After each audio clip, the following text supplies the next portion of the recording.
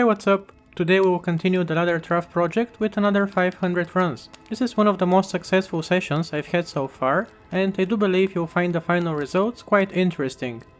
I'd like to thank you for continuing to support the channel. If you enjoy the content, make sure to hit the like button. Also, in case you haven't subscribed yet, it only takes a second and helps tremendously, so please consider doing so.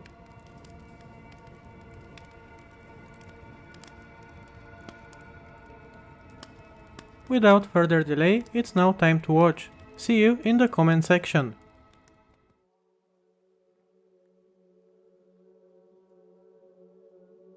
We kick things off with a pretty sick find, an Ethereal Reaper stole that also rolled with very high enhanced damage as well as decent lifesteal. It's by far the best one I've ever found. Next, the best unique ring that dropped during this session, an Angel that rolled with max MF and close to max attack rating. We obtained exactly 3 facets during these runs, while 2 of them were horked.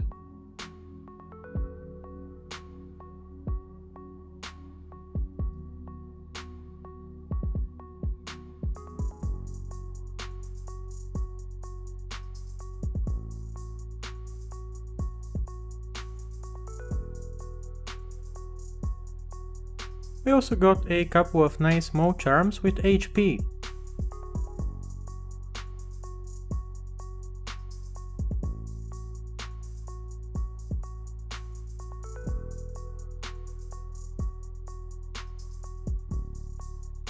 On run 163, we humped a set amulet. We all know what everyone is hoping for in times like these. Well, sometimes you do get it.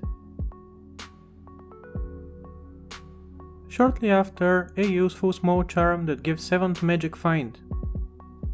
Now things are gonna start getting somewhat weird, you'll see what I mean in a little bit.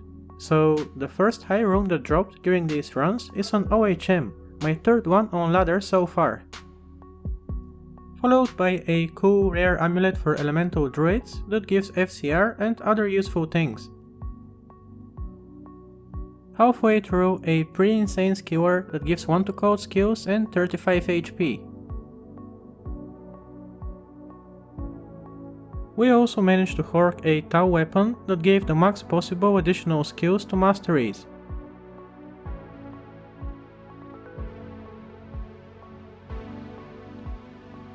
Then on run 301 we got a Shaco that rolled with 1 above anti-perfect defense.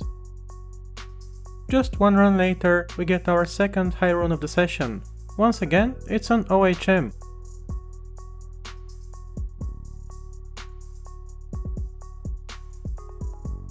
Next, an Alma Negra that rolled with the max possible due to power skills. All of the other variables are very low. 9 runs later, we get a Razor Tail, great for its piercing attack. Followed by our 3rd high rune of the session. What could it possibly be?